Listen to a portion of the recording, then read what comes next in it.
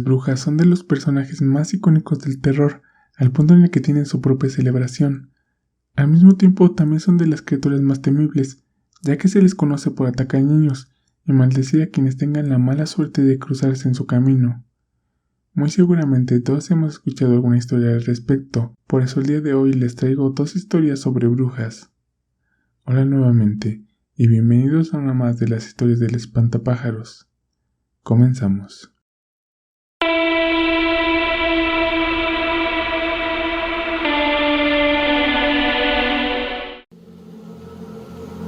Esta historia que les voy a relatar sucedió en el año 2014 en el municipio de Santo Domingo, San Luis Potosí, y es completamente real.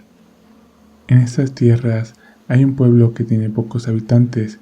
En la noche siempre han sucedido cosas extrañas. No sé si sea superstición o no, pero siempre se ven misteriosas luces que provienen del monte, y aparte es un lugar lleno de enormes lechuzas y tecolotes. Siempre se ha rumorado por el pueblo que estos seres rasguñan los techos de la casa e incluso se te quedan viendo de forma espeluznante.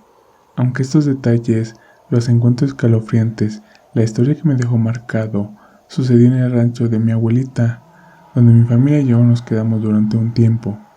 En una casa que estaba separada de la principal, se encontraba en una esquina del terreno. En ese entonces había un señor que vivía por esos rumbos, pero era muy raro y de pocos amigos. Le decían Don Trollo porque solo salía de su casa para comprar alcohol y las pocas veces que se le veía estaba borracho.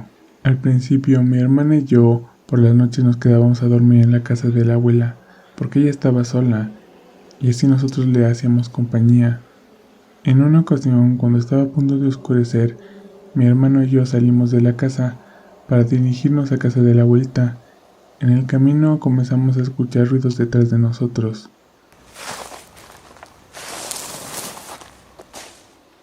Como si alguien nos siguiera. Nos dio tanto miedo que regresamos corriendo hacia la casa para decirle a mi padre. Mi padre salió de la casa con una pistola que tenía guardada en caso de emergencias, pues pensó que alguien nos quería hacer algo. Yo salí detrás de él y recuerdo bien que arriba del frondoso árbol estaban parados un tecolote y una lechuza.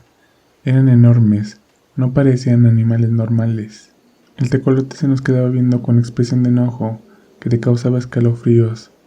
Mi papá trataba de espantarlos, pero estos no reaccionaban ante nada. Mi papá en su desesperación intentó ahuyentarlos con un balazo, pero esos no se movieron para nada. Mi papá al ver esto dio un tiro al árbol para ver si se iban, pero sin querer le dio el tecolote, que cayó herido mientras la lechuza se fue volando de ahí. Mi papá y yo nos acercamos para verlo bien e intentamos moverlo con un palo, pero no respondía. Decidimos recogerlo para enterrarlo, cuando de pronto llegaron mis primos. Ellos ya estaban grandes, para ver qué sucedía, pues habían escuchado los balazos ya que vivían cerca.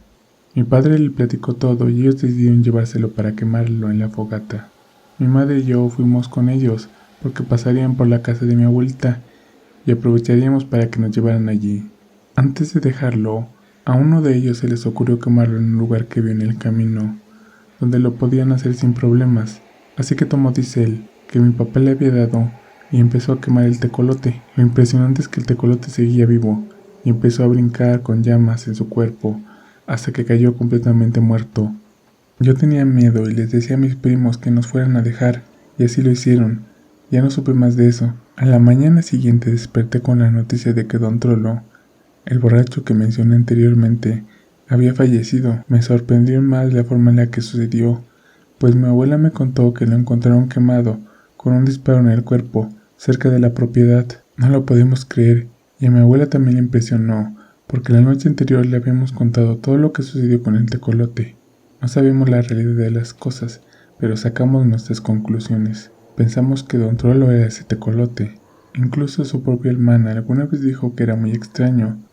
No quería que nadie lo visitara, ni su propia familia. Se había aislado de la gente y en el interior de su casa era muy oscuro. Su hermana también llegó a comentar que le hacía extraño que nunca cerrara la ventana de su cuarto, aun cuando hiciera frío o estuviera lloviendo.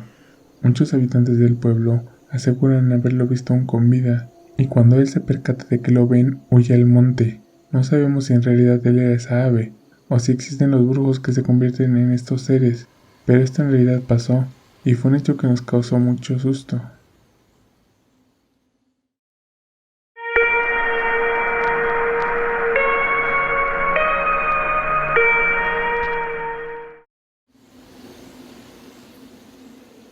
Hace 2 meses terminé una relación con una chica que le gustaba el tema de la magia, demonología y todo lo relacionado al esoterismo y las prácticas del oculto.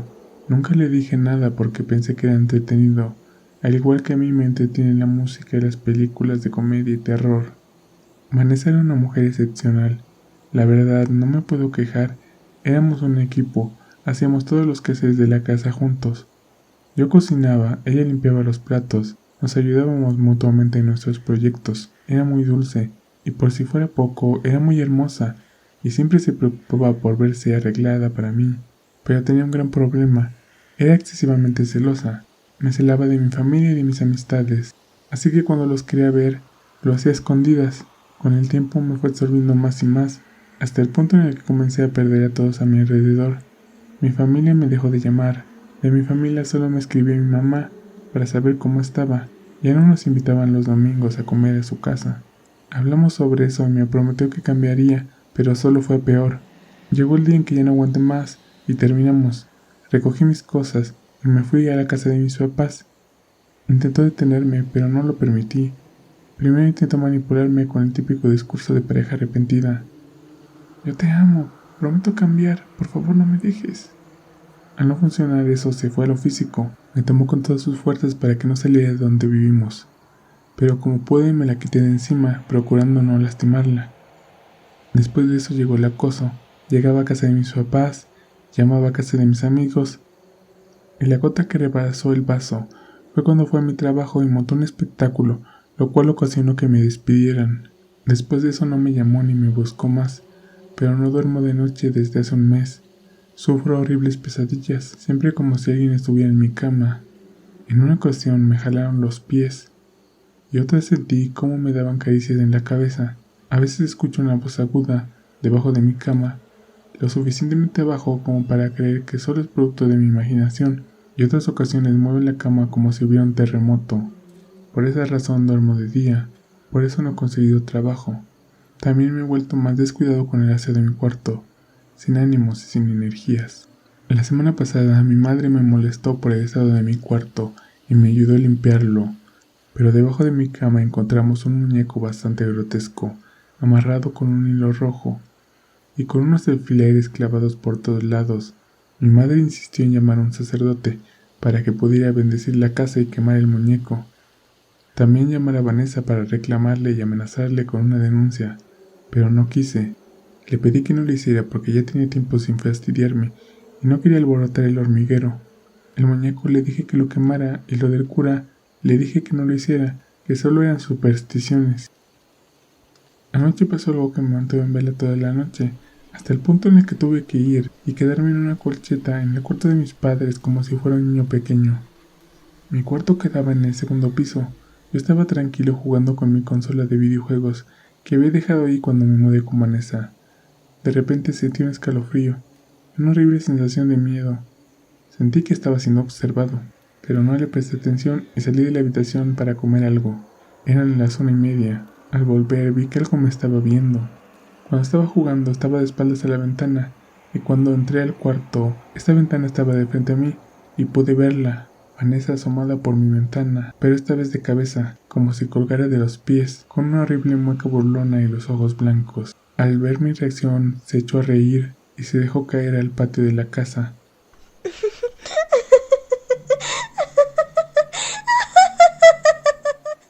Me asomé por la ventana y vi un enorme pájaro negro levantar el vuelo y se perdió en la noche.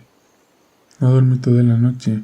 Hoy salí de mi casa a las 7 de la mañana a donde Vanessa para confrontarla y me enteré de algo. Después de que terminé con ella, la bloqueé en todas las redes sociales y bloqueé a su hermana y a su papá para no tener ningún tipo de contacto con ella. Y como no teníamos amigos en común, se me hizo fácil la incomunicación. De lo que me enteré fue que Vanessa se había quitado la vida hace un mes, por eso ya no supe más de ella. Según me contó la señora que nos rentaba el apartamento, se cortó las venas Con la sangre dibujó símbolos en el piso y en las paredes hasta que cayó desangrada. Se enteraron de su muerte porque la putrefacción de su cadáver a los días impregnó todo el piso y el apartamento de arriba. A esta hora no he dormido nada desde ayer a las 3 de la tarde y hoy no pude dormir todo el día y sé que no podré dormir esta noche. Lo sé porque me acosté al revés de mi cama, viendo hacia la ventana y la estoy viendo, colgando de los pies, riendo asomada por la ventana. Ella me dice, te amo.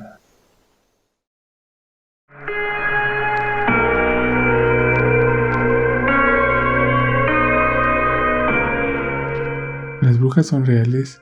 Y más importante aún, ¿ellos o ellas pueden afectar nuestra vida de alguna forma sobrenatural? Esa pregunta se los dejo a ustedes.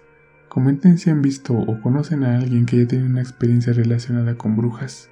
Por mi parte me despido y les recuerdo que tenemos una cita en el campo, la próxima noche lluviosa y con una nueva historia.